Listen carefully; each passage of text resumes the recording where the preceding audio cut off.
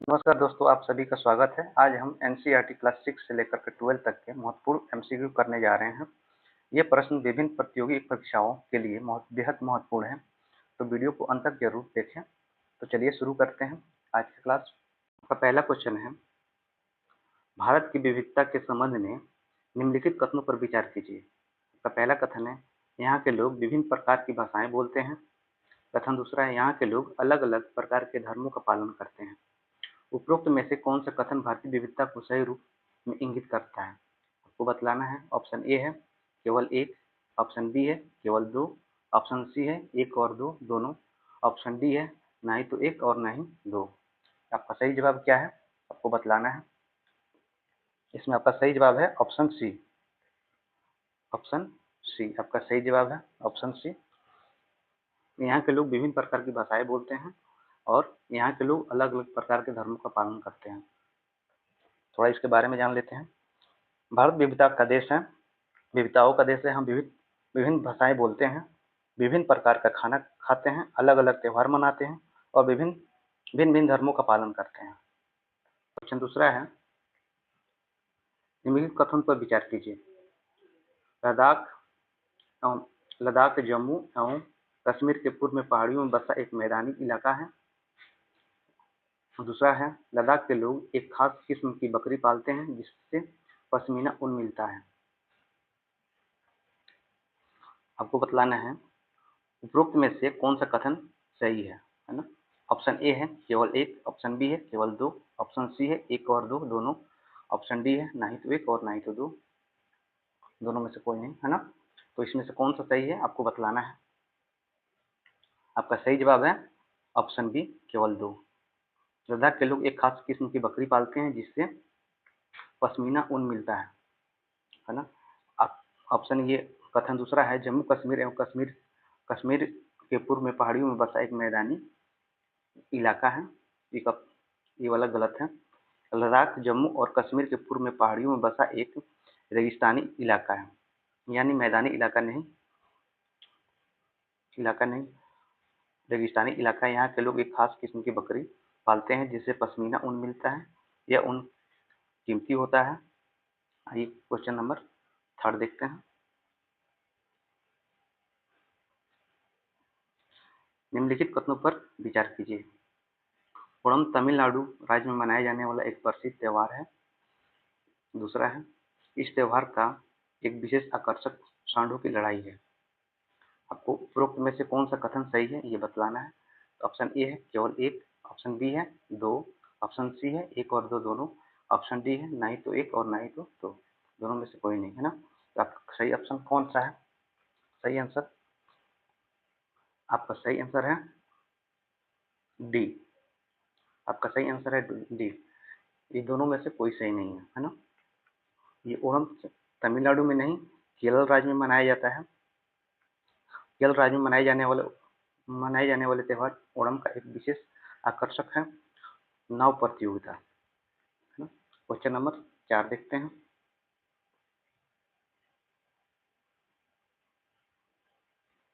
भारतीय राष्ट्रगान के रचयिता कौन है?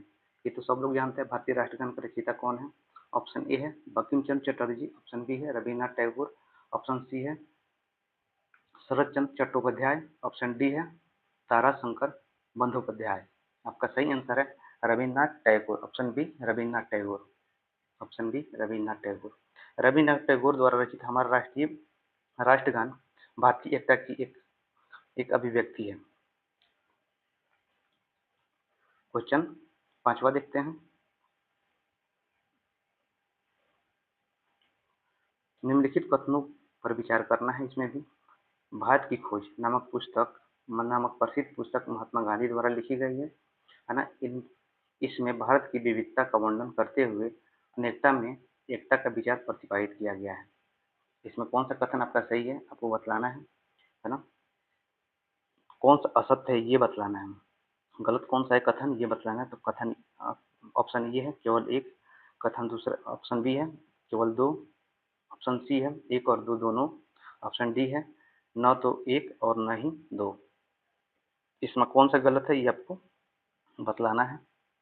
आपका सही जवाब है 5वां के ए।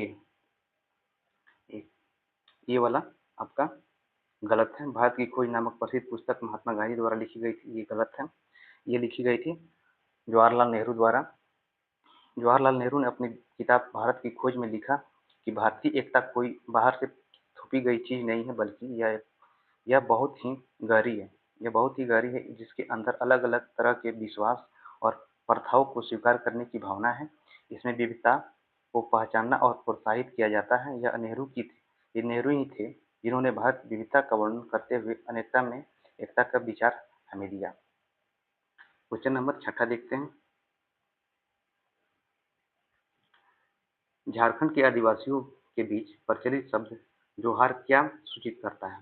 झारखंड के आदिवासियों के बीच प्रचलित शब्द जोहार क्या सूचित करता है? ऑप्शन ए है एक प्रकार का भक्ति गीत, एक प्रकार का व्यंजन, अभिवादन का एक तरीका। ऑप्शन डी है एक प्रकार का सामाजिक त्योहार। आपका सही आंसर कौन सा है वो बतलाना है। 6 का सही आंसर है आपका ऑप्शन सी। ऑप्शन सी अभिवादन का एक तरीका है ना। क्वेश्चन नंबर 7 देखते हैं।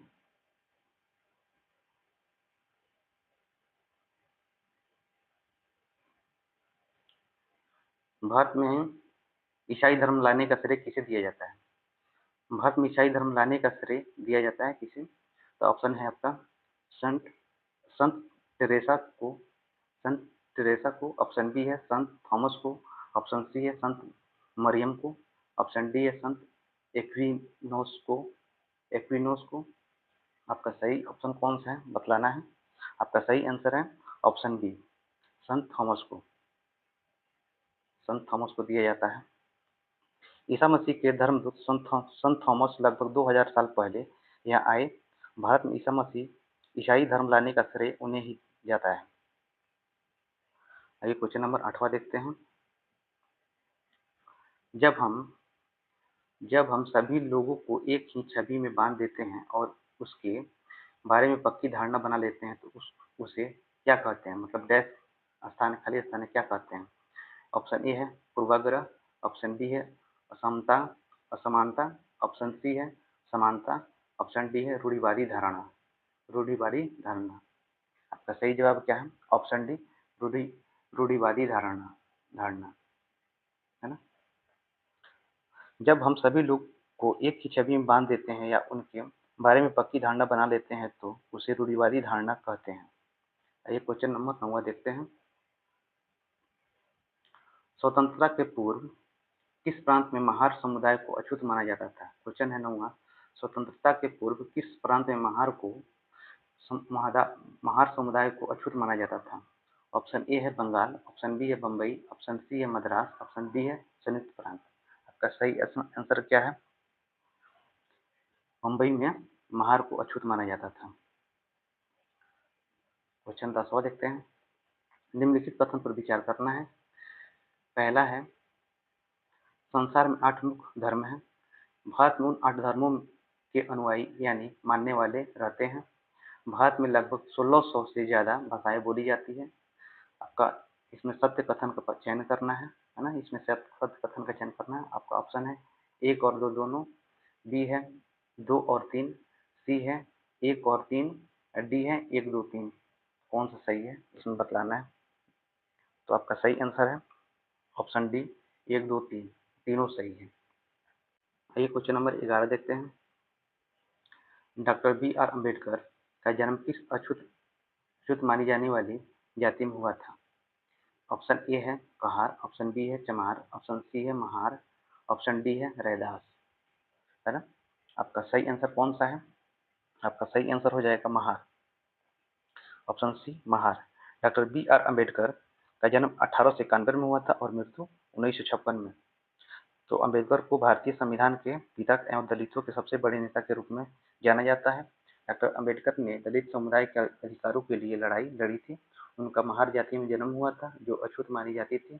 महार लोग गरीब होते थे, उनके पास जमीन नहीं थी। क्वेश्चन नंबर 12 देखते हैं। लोकतंत्र में सरकार को निर्णय लेने और कानूनों को लागू करने की शक्ति कौन देता है? 12 नंबर क्वेश्चन कह रहा है लोकतंत्र में सरकार को निर्णय लेने कानूनों को लागू करने की शक्ति कौन देता है? ऑप्शन ए है सम्राट, ऑप्शन बी है सेना, ऑप्शन सी है जनता, ऑप्शन डी है न्यायालय, है ना। आपका सही आंसर है सी, ऑप्शन सी, जनता। लोकतंत्र में लोग ही सरकार को यह शक्ति देते हैं। लोग ऐसा चुनाव के माध्यम से करते हैं। वे अपनी पसंद के नेता को वोट देकर चुनते हैं। एक बार चुन लिए जाने के बाद यही लोग सरकार बनाते हैं। आइए क्वेश्चन नंबर 13 देखते हैं। लोकतंत्र में एक कार्टूनिस्ट का काम है कि वह कार्टूनों के जरिए अपने अधिकारों का आलोचना करने, व्यंग करने तथा राजनेताओं की गलतियों को ढूंढने के लिए करे। कथन है, आपका कथन है। पहला ऑप्शन है, ये किसका कथन है? आर के नारायण, ऑप्शन बी है पंडित जवाहरलाल नेहरू, ऑप्शन सी है आर के लक्ष्मण, ऑप्शन डी है खुशवंत सिंह। आपका सही जवाब क्या होगा बताइए। आपका सही आंसर हो जाएगा आर के लक्ष्मण। आर के लक्ष्मण, ऑप्शन सी आपका सही जवाब हो जाएगा, आर के लक्ष्मण।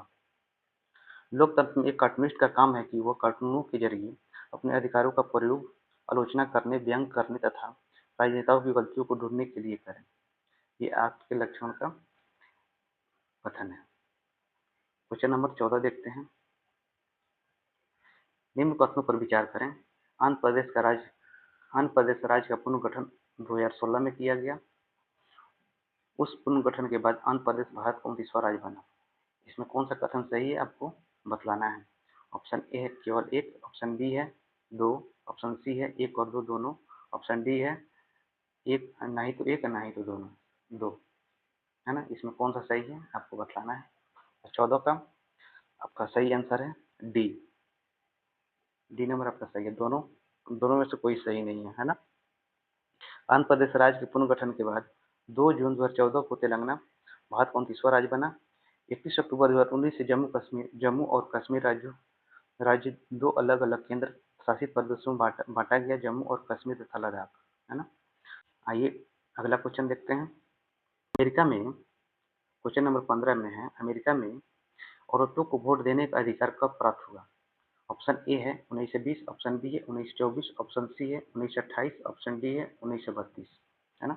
आपका सही जवाब है ऑप्शन ए 1920 में। 1920 में अमेरिका में औरतों को वोट देने का अधिकार 1920 में मिला, जबकि इंग्लैंड की औरतों को यह अधिकार कुछ सालों बाद मिला। और भारत में कब मिला? भारत में संविधान लागू होने के साथ ही मिला था, 26 जनवरी 1950 को। आइए क्वेश्चन नंबर 16 देखते हैं। निम्नलिखित कथनों पर विचार कीजिए। क्वेश्चन 16 है, निम्नलिखित कथनों पर विचार करना है। इंग्लैंड में महिलाओं को मताधिकार सफ्रेज आंदोलन का परिणाम था। इस आंदोलन के बाद 1945 ईस्वी में महिलाओं को इंग्लैंड में मतदान का अधिकार प्राप्त हुआ। उपरोक्त में से सही कथन को चुनना है। ए बोल रहा है पहला सही है, बी बोल रहा है दूसरा, सी बोल रहा है एक और दो दोनों सही है, डी बोल रहा है नहीं तो एक और नहीं दो। इनमें से दोनों कोई सही नहीं है, डी बोल रहा है। आपका सही आंसर कौन सा होगा इसमें बतलाना है। 16 का सही आंसर हो जाएगा आपका सही जवाब option A. Option A, England में महिलाओं को मताधिकार सत्याग्रह आंदोलन का परिणाम था, है ना। अमेरिका में औरतों को वोट देने का अधिकार 1920 में मिला, जबकि इंग्लैंड की औरतों को यह अधिकार कुछ सालों बाद 1928 में मिला। इंग्लैंड में महिलाओं को मताधिकार सत्याग्रह आंदोलन का परिणाम था। क्वेश्चन नंबर 17 देखते हैं। मैं यह विचार सहन नहीं कर सकता कि जिस व्यक्ति के पास संपत्ति है वो वोट दे सकता है, लेकिन वो आदमी जिसके पास चरित्र है पर संपत्ति या शिक्षा नहीं वो वोट नहीं दे सकता। डैश कथन है, ये किसका कथन है आपको बताना है। ऑप्शन ए है B R Ambedkar, option B है जवाहरलाल नेहरू, ऑप्शन सी है महात्मा गांधी, ऑप्शन डी है के एम मुंशी। आपका सही जवाब क्या है? Option C Mahatma Gandhi. 1931 में यंग इंडिया पत्रिका में लिखते हुए महात्मा गांधी ने कहा था मैं यह विचार सहन नहीं कर सकता कि जिस आदमी के पास संपत्ति है वो वोट नहीं दे सकता, लेकिन वो आदमी जिसके पास चरित्र है पर संपत्ति या शिक्षा नहीं वो वोट नहीं दे सकता, या जो दिन भर अपना पसीना बहाकर ईमानदारी से काम करता है वह वोट नहीं दे सकता, क्योंकि उसे गरीबी आदमी होने का गुनाह किया है। आपका सही जवाब सी Mahatma Gandhi, option C Mahatma Gandhi. Question 18 देखते हैं। सफ्रेज मूवमेंट अर्थात महिलाओं के लिए मताधिकार की मांग आंदोलन यूरोप एवं अमेरिका के में कब मजबूती से जोर पकड़ा, है ना? आपको बतलाना है। आपका ऑप्शन है ए नंबर प्रथम विश्व युद्ध के दौरान, ऑप्शन बी है द्वितीय विश्व युद्ध के दौरान, ऑप्शन सी है 1930 के दशकों में वैश्विक आर्थिक मंदी के दौरान, ऑप्शन डी है 1935 के बाद। आपका सही जवाब क्या है बतलाइए। आपका सही जवाब है 18 का ए, प्रथम विश्व युद्ध के दौरान, प्रथम विश्व युद्ध के दौरान। आइए क्वेश्चन नंबर 19 देखते हैं। ग्रामीण क्षेत्रों में लोकतांत्रिक सरकार का पहला स्तर या चरण कौन सा है ना? बतलाना है। आपका ऑप्शन है जिला परिषद, ऑप्शन बी है पंचायत समिति, ऑप्शन सी है ग्राम पंचायत, ऑप्शन डी है नगर निगम। आपका सही जवाब क्या है बतलाइए। आपका सही जवाब है ऑप्शन सी ग्राम पंचायत, ऑप्शन सी ग्राम पंचायत। ग्रामीण क्षेत्रों में ग्राम पंचायत लोकतांत्रिक सरकार का पहला स्तर है। ग्राम पंचायत ग्राम सभा के प्रति जवाबदेह होती है, क्योंकि ग्राम सभा के लोग ही उसको चुनते हैं। आइए क्वेश्चन 20 देखते हैं। पंचायती राज व्यवस्था में ब्लॉक स्तर को कहा जाता है। ऑप्शन ए है ग्राम सभा, ऑप्शन बी है जिला परिषद, ऑप्शन सी है नगर पंचायत, ऑप्शन डी है जनपद पंचायत या पंचायती समिति, पंचायत समिति। आपका सही जवाब क्या होगा? ऑप्शन डी जनपद पंचायत या पंचायत समिति। पंचायती राज व्यवस्था में लोगों की भागीदारी दो और स्तरों पर होती है। ग्राम पंचायत के बाद दूसरा स्तर विकास प्रखंड है, विकास खंड का होता है। इसे जनपद पंचायत या पंचायत समिति कहते हैं। एक पंचायत समिति में कई ग्राम पंचायत होती हैं। आइए क्वेश्चन नंबर 21 देखते हैं। ग्राम पंचायत के संबंध में निम्नलिखित कथनों पर विचार कीजिए। ग्राम पंचायत के कार्यों को ग्राम सभा द्वारा अनुमोदित किया जाता है। दूसरा है कुछ राज्य में ग्राम सभाएं निर्माण और विकास समितियों जैसी समितियां बनाती हैं। तीसरा है इस समितियों में केवल ग्राम पंचायत के सदस्य शामिल होते हैं। इनमें से कौन सा कथन सही है ये आपको बतलाना है। ऑप्शन ए है केवल 1 और 2 दोनों, ऑप्शन बी है 2 और 3, ऑप्शन सी है 1 और 3, ऑप्शन डी है 1, 2, 3। आपका कौन सा सही है बतलाना है। 21 का 1 और 2 दोनों सही है। 21 का 1 और 2 दोनों सही है, तीसरा गलत है ना। ग्राम पंचायत को ग्राम सभा द्वारा अनुमोदित किया जाना आवश्यक है और ग्राम सभाएं निर्माण और विकास समितियां गठित कर सकते हैं। इन समितियों में ग्राम सभा और ग्राम पंचायत दोनों के सदस्य शामिल होते हैं। ये क्वेश्चन नंबर 22 देखते हैं। क्वेश्चन नंबर 22 क्या कह रहा है? पंचायत अध्यक्ष के रूप में किसे जाना जाता है? पंचायत अध्यक्ष के रूप में किसे जाना जाता है? ऑप्शन ए है वार्ड सदस्य, ऑप्शन बी है सचिव, ऑप्शन सी है सरपंच, ऑप्शन डी है ग्राम सभा सदस्य। आपका सही आंसर है ऑप्शन सी सरपंच को जाना जाता है। क्वेश्चन नंबर 23 ग्राम पंचायत के कार्यों के संबंध में निम्नलिखित कथनों पर विचार कीजिए। आपका पहला कथन है यह जल स्रोत और सड़कों का रखरखाव करता है। यह जल निकासी व्यवस्था और स्कूल भवनों का निर्माण करता है। यह गाँवों के लिए मुद्रा नोट एकत्र करता है। यह सरकारी रोजगार योजनाओं को लागू करता है। यह स्थानीय कर एकत्र करता है। इसमें से कौन सा सही है आपको बतलाना है। ऊपर दिए गए कथनों में कौन सा सही है वो बताना है। ऑप्शन ए है 1, 2, 3, 4, 5, ऑप्शन बी है 1, 2, 3, 4, ऑप्शन सी है 2, 3, 5, ऑप्शन डी है सभी। 23 नंबर का ऑप्शन ए सही है। सड़कों, नालियों, स्कूलों, भवनों, पानी के स्रोत और अन्य सार्वजनिक उपयोग के भवनों का निर्माण और रखरखाव, स्थानीय कर लगाना और इकट्ठा करना, गांव के लोगों को रोजगार देने संबंधी सरकारी योजनाएं लागू करना, ये सभी काम किसका है? पंचायत के कार्यों से संबंधित है। आइए क्वेश्चन नंबर 24 देखते हैं।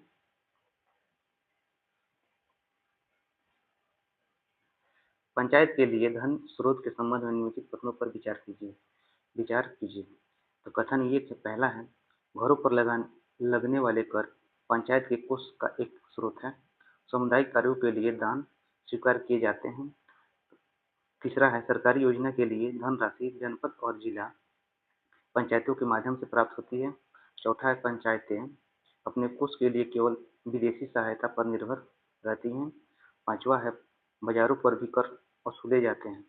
इसमें से कौन सा सही है आपको बतलाना है। ऊपर दिए गए कथन में कौन सा सही है बतलाना है। केवल 1 2 3 4 5, option B 1 3 4, option C 2 4 5, option D सभी। 24 नंबर का ऑप्शन ए आपका सही है। क्वेश्चन नंबर 25 देखते हैं।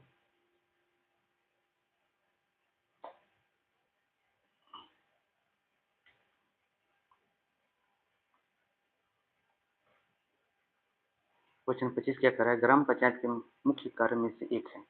ग्राम पंचायत के मुख्य कार्यों में से एक है, कौन सा है।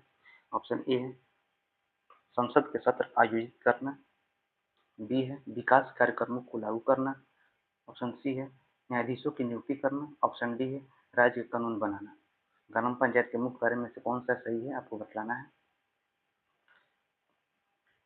आपका सही जवाब है बी विकास कार्यक्रमों को लागू करना। आपका सही जवाब है विकास कार्यक्रमों को लागू करना। आइए क्वेश्चन नंबर 26 देखते हैं। सभी ग्राम सभा का सदस्य होने के लिए ग्राम सभा का सदस्य होने के लिए क्या अभी अपेक्षित नहीं है, है ना। पहला है व्यक्ति का नाम ग्राम की मतदाता सूची में हो, बी है उसकी उम्र 18 वर्ष या अधिक हो, सी है पंचायत चुनाव में वह उस ग्राम पंचायत के मुखिया या किसी वार्ड सदस्य के रूप में निर्वाचित हुआ हो, ऑप्शन डी है व्यक्ति उस ग्राम का निवासी हो।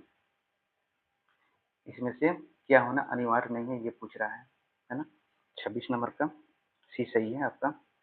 पंचायत चुनाव में वह उस ग्राम पंचायत के मुखिया या किसी वार्ड सदस्य के रूप में निर्वाचित हुआ हो। क्वेश्चन नंबर 27 देखते हैं। निम्नलिखित कथनों पर परीक्षण कीजिए।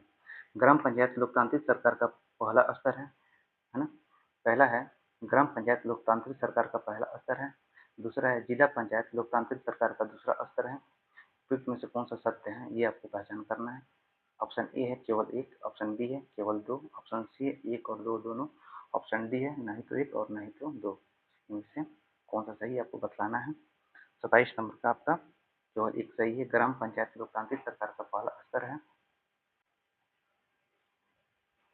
27 का ऑप्शन ए सही है। पंचायती राज व्यवस्था में लोगों की भागीदारी और दो स्तरों पर होती है। ग्राम पंचायत के बाद दूसरा स्तर विकास प्रखंड होता है। इसे जनपद पंचायत या पंचायती समिति कहते हैं। एक पंचायत समिति कई ग्राम पंचायतें होती हैं, है ना। पंचायत समिति के ऊपर जिला पंचायत या जिला परिषद होती है। यह तीसरा स्तर होता है। क्वेश्चन नंबर 28 देखते हैं। ग्राम पंचायत के कार्य को स्वीकृति कौन प्रदान करता है ना। ऑप्शन ए है ग्राम सभा, ऑप्शन बी है पंचायत समिति, ऑप्शन सी है जिला परिषद, ऑप्शन डी है जिला पंचायत सचिव। आपका सही जवाब हो जाएगा ऑप्शन ए ग्राम सभा। ग्राम सभा आपका सही आंसर हो जाएगा। क्वेश्चन नंबर 29 देखते हैं। निम्नलिखित में से ग्राम पंचायत की आमदनी का कौन सा स्रोत नहीं है। ऑप्शन ए है घरों एवं बाजारों पर लगाए जाने वाले कर, ऑप्शन बी है समुदाय के काम के लिए मिलने वाला दान, ऑप्शन सी है विभिन्न सरकारी विभागों द्वारा चलाई गई योजनाओं की राशि जो जिला पंचायत के माध्यम से आती है, ऑप्शन डी है भू राजस्व कर। आपका सही जवाब क्या होगा। ऑप्शन ए भू राजस्व कर, ऑप्शन डी भू राजस्व कर। ऑप्शन डी आपका सही आंसर हो जाएगा भू राजस्व कर। आइए अगला क्वेश्चन देखते हैं। 30 नंबर क्वेश्चन। ग्राम सभा का क्या तात्पर्य है। ग्राम सभा का क्या तात्पर्य है। ऑप्शन ए है गांव में रहने वाले सभी वयस्क लोगों की सभा, ऑप्शन बी है मुखिया सरपंच की कार्यकारिणी सभा, ऑप्शन सी है मुखिया एवं वार्ड सदस्यों को मिलाकर गठित की गई सभा, ऑप्शन डी है मुखिया प्रमुख एवं जिला परिषद अध्यक्ष को मिलाकर गठित की गई सभा। आपका सही आंसर हो जाएगा ऑप्शन ए। ऑप्शन ए आपका सही आंसर हो जाएगा जवाब गांव में रहने वाले सभी वयस्क लोगों की सभा। क्वेश्चन नंबर 21 देखते हैं। ग्राम पंचायत का सचिव होता है। ग्राम पंचायत का सचिव कौन होता है आपको बतलाना है। एक निर्वाचित सदस्य, एक मनोनीत सदस्य, एक नियुक्त सदस्य, उपरोक्त में से कोई नहीं। आपको बतलाना है सही जवाब कौन सा है इसमें। 21 का सी एक नियुक्त सदस्य, एक नियुक्त सदस्य। क्वेश्चन नंबर 32 देखते हैं। भारत में गांव की कुल संख्या लगभग कितनी है? भारत में गाँवों की कुल संख्या लगभग कितनी है? ऑप्शन ए है 10 लाख से अधिक, ऑप्शन बी है 8 लाख से अधिक, ऑप्शन सी है 6 लाख से अधिक, ऑप्शन डी है 4 लाख से अधिक। आपका सही जवाब है ऑप्शन सी 6 लाख से अधिक, है ना। क्वेश्चन नंबर 35 देखते हैं। जमीन की नपाई करना तथा उसका रिकॉर्ड रखना किसका मुख्य काम है? सरपंच का, मुखिया का, पटवारी का, वार्ड सदस्य का। आपका सही जवाब है ऑप्शन सी पटवारी का। जमीन को मापना और उसका रिकॉर्ड रखना पटवारी का मुख्य काम होता है। अलग अलग राज्य में उसको अलग अलग नाम से जाना जाता है, कहीं पटवारी, कहीं लेखपाल, कहीं कर्मचारी, कहीं ग्रामीण अधिकारी, तो कहीं कानूनगो कहते हैं। क्वेश्चन नंबर 34 देखते हैं। नगर निगम द्वारा अर्जित धन में संपत्ति कर का हिस्सा लगभग कितना प्रतिशत होता है ना। ऑप्शन ए है 10 से 15 प्रतिशत, ऑप्शन बी है 25 से 30 प्रतिशत, ऑप्शन सी है 40 से 50 प्रतिशत, 40 से 50%, ऑप्शन डी है 60 से 70%। आपका सही जवाब है ऑप्शन बी 25 से 30%, 25 से 30%, 25 से 30%। अब क्वेश्चन नंबर 35 देखते हैं। स्थानीय स्तर पर छोटे कस्बों में प्रशासन चलाने वाली इकाई को क्या कहा जाता है? आपका ऑप्शन है ए नगर निगम, ऑप्शन बी है नगर पालिका, ऑप्शन सी है नगर परिषद, ऑप्शन सी है छावनी बोर्ड, है ना। आपका सही जवाब है ऑप्शन बी नगर पालिका, ऑप्शन बी नगर पालिका। क्वेश्चन नंबर 36 है। निम्नलिखित में से नगर निगम की आय के कौन सा स्रोत नहीं है? ऑप्शन ए है संपत्ति कर, ऑप्शन बी है दुकान, होटल आदि पर लगाए जाने वाला कर, ऑप्शन सी है वाणिज्य कर, ऑप्शन डी है उपरोक्त में से सभी नगर निगम की आय का स्रोत है। आपका सही जवाब है ऑप्शन सी वाणिज्य कर, ऑप्शन सी वाणिज्य कर आपका सही जवाब है। नगर निगम यह राशि अलग अलग तरीकों से इकट्ठा करता है। इस राशि का बड़ा भाग लोगों द्वारा दिए गए टैक्स से आता है। कर वह राशि है जो लोग सरकार द्वारा उपलब्ध कराई गई सुविधाओं के लिए सरकार को देते हैं। जिन लोगों के पास अपने घर होते हैं उन्हें संपत्ति कर देना होता है और साथ ही पानी एवं अन्य सुविधाओं के लिए भी कर देना होता है। जितना बड़ा घर उतना ज्यादा कर। निगम के पास जितना पैसा आता है उसमें संपत्ति कर से केवल 25 से 30% पैसा ही आता है। वाणिज्य कर राज्य सरकार द्वारा वसूला जाता है। क्वेश्चन नंबर 37 देखते हैं। नगर के स्थानीय स्वशासन के संबंध में निम्नलिखित वाक्यांश में रिक्त स्थानों को सही शब्दावली से पूर्ति कीजिए, है ना। जहाँ यहाँ पे डैश इस जगह पे भरना है। विभिन्न मुद्दों पर निर्णय लेने का काम करते हैं वह, उन्हें लागू करने का काम डैश और अन्य कर्मचारी करते हैं। इनमें से दो स्थानों पर भरना है, कौन कौन सा होगा? ऑप्शन ए है सदस्य आयुक्त, सदस्य और आयुक्त, ऑप्शन बी है पार्षद जिला मजिस्ट्रेट, ऑप्शन सी है विधायक सचिव, ऑप्शन डी है पार्षद आयुक्त, है ना। आपका सही जवाब क्या होगा बताएं? आपका सही जवाब होगा ऑप्शन डी पार्षद और आयुक्त। यहाँ पे पार्षद, यहाँ पे आयुक्त होगा। जहाँ पार्षदों की समितियां एवं पार्षद विभिन्न मुद्दों पर निर्णय लेने का काम करते हैं, वहीं उन्हें लागू करने का काम आयुक्त, कमिश्नर और प्रशासनिक कर्मचारी करते हैं। आयुक्त और प्रशासनिक कर्मचारियों की सरकार द्वारा नियुक्त की जाती है। क्वेश्चन नंबर 38 देखते हैं। स्वच्छ भारत मिशन का शुभारंभ कब हुआ था? स्वच्छ भारत का शुभारंभ कब हुआ था आपको बतलाना है। ऑप्शन ए है 30 जनवरी 2014, ऑप्शन बी है 2 अक्टूबर 2014, ऑप्शन सी है 30 जनवरी 2015, ऑप्शन डी है 2 अक्टूबर 2015। आपका सही जवाब है ऑप्शन बी 2 अक्टूबर 2014। भारत सरकार ने देश भर के ग्रामीण और शहरी क्षेत्रों में सफाई को बढ़ावा देने के लिए 2 अक्टूबर 2014 को स्वच्छ भारत मिशन का शुभ आरंभ किया था। क्वेश्चन नंबर 39 को देखते हैं। सूरत में प्लेग का आतंक किस वर्ष हुआ था? क्वेश्चन नंबर 39 है। सूरत में प्लेग का आतंक किस वर्ष हुआ था? ऑप्शन ए है 1948, ऑप्शन बी है 1994, ऑप्शन बी है 1994, ऑप्शन सी है 2004, ऑप्शन डी है 2014। आपका सही जवाब है 1994, ऑप्शन बी 1994। 1994 में सूरत में प्लेग का खतरा पैदा हो गया था। कूड़े के खराब निपटारा और साफ सफाई की कमी के कारण यह बीमारी शहर में तेजी से फैल गई। 40 नंबर क्वेश्चन देखते हैं।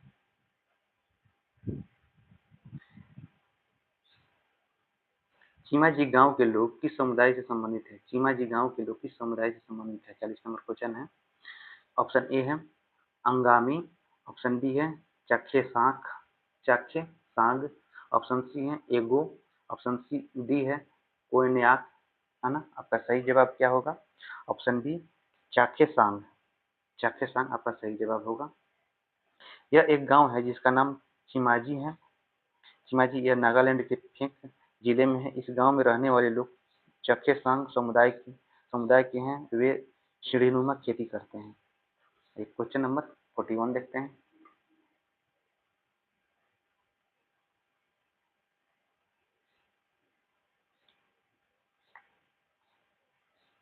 क्वेश्चन नंबर 41 कह रहा है कैटामैरान से क्या तात्पर्य है? कैटामैरान से क्या तात्पर्य है?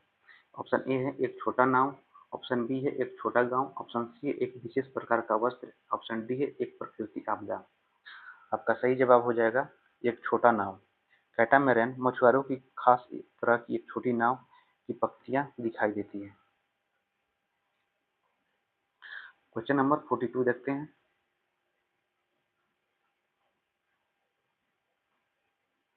कथन ए और कारण आर पर विचार करें तथा उपयुक्त विकल्प के आधार पर उत्तर दें। कथन ए बोल रहा है कॉल सेंटरों से जुड़े रोजगार के मामले में भारत एक महत्वपूर्ण केंद्र बिंदु बन गया है। यहाँ न केवल भारतीय कंपनी बल्कि विदेशी कंपनियां भी अपनी कॉल सेंटर खोलती हैं। कारण आर में बोल रहा है विदेशी कंपनियों के आकर्षण का कारण यहाँ अंग्रेजी बोलने वाले लोगों की आसानी से और कम वेतन पर मिल जाना, है ना। आपको सही जवाब बतलाना है। ऑप्शन ए है कथन ए और कारण आर दोनों ही और कारण कथन का उचित स्पष्टीकरण है। ऑप्शन बी है कथन ए और कारण आर दोनों ही सही है ना, पर कारण कथन का उचित स्पष्टीकरण नहीं है। ऑप्शन सी है कथन ए सही है पर कारण आर गलत है। ऑप्शन डी है कथन ए गलत है पर कारण आर सही है। आपका कौन सा सही है कौन सा गलत है ये बतलाना है। इसमें से देख लीजिए। आपका सही जवाब होगा ऑप्शन ए। कथन ए और कारण आर दोनों ही सही हैं और कारण कथन का उचित स्पष्टीकरण करता है। 44 देखते हैं। क्वेश्चन नंबर 44 निम्नलिखित में से लेबर चौक के संदर्भ में कौन सा कथन सही है ये आपको बतलाना है। ये है यहाँ केवल अस्थायी मजदूर को काम मिलता है। दूसरा है यहाँ दिहाड़ी मजदूर विभिन्न प्रकार के कार्य के हेतु एकत्र होते हैं। तीसरा है यहाँ मजदूरों और ठेकेदारों के बीच मजदूरी की दर तय होती है ना। नीचे दिए गए कूट में सही उत्तर को चुनिए। कूट में बतलाया गया ऑप्शन ए में है केवल 1 और 2, ऑप्शन बी में है केवल 2 और 3, ऑप्शन सी में है केवल 1 और 3, ऑप्शन डी में 1, 2 और 3। इसमें से कौन सा सही है उत्तर आपको बतलाना है। 44 नंबर का ऑप्शन बी सही है 2 और 3, है ना। यहाँ दिहाड़ी मजदूर विभिन्न प्रकार के कार्य हेतु एकत्र होते हैं। यहाँ मजदूरों और ठेकेदारों के बीच मजदूरी की दर तय होती है। क्वेश्चन नंबर 45 देखते हैं।